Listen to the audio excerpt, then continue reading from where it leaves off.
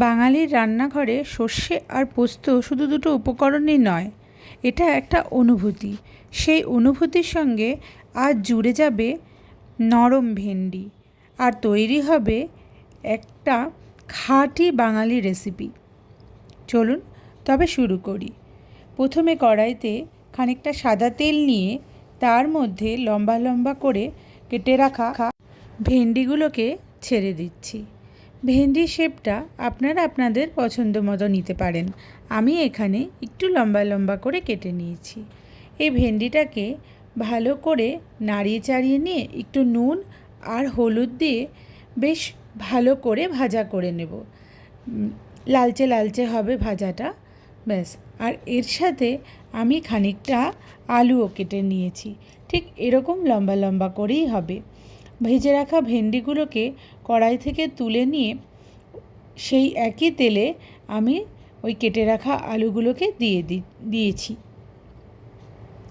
আর আলুগুলোকে ভাজার সময় আমি কিন্তু দিয়ে দিয়েছিলাম একটু নুন আর একটু হলুদ।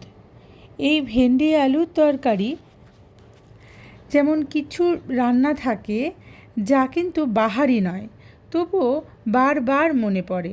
সর্ষে পোস্ত ভেন্ডিটাও না ঠিক সেরকম সাদামাটা, অথচ অসাধারণ খেতে। এই আলুটা যতক্ষণ আমি নুন হলুদ দিয়ে একটু লাল লাল করে ভাজা ভাজা করে নিচ্ছি, ঠিক ততক্ষণে একটা মশলা করে নেব।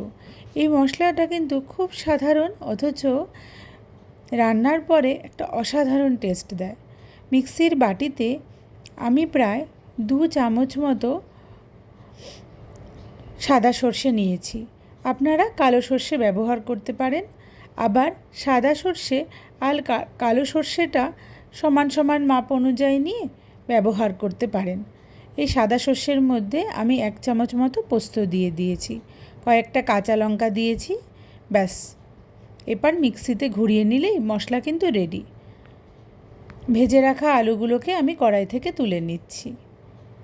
কড়াই থেকে তুলে নেওয়ার পরে যেটুকু তেল আছে আমি কিন্তু তেল আর যোগ করিনি।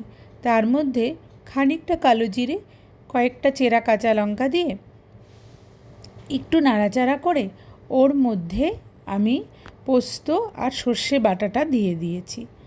এই পোস্ত আর সর্ষে বাটা দেওয়ার সময় মিক্সির বাটিটা ধুয়ে বেশ খানিকটা জল আমি এর মধ্যে দিয়ে দিয়েছি।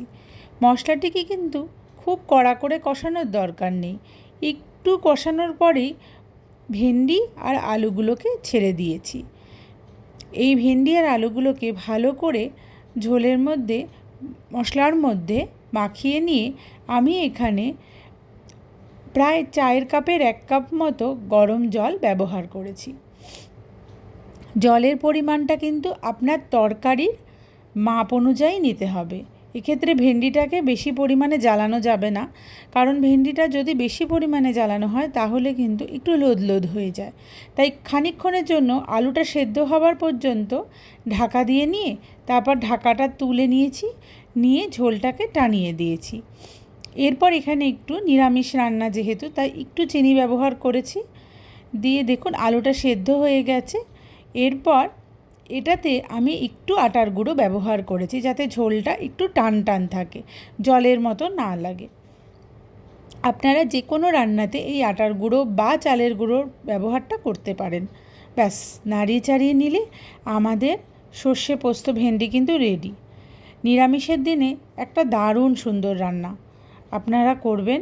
আর আমার রান্নাগুলো কেমন লাগছে কমেন্ট করে জানাবেন। আমার রান্নাগুলো যদি ভালো লাগে সাবস্ক্রাইব করবেন। ভালো থাকবেন, সুস্থ থাকবেন। আজ আসি।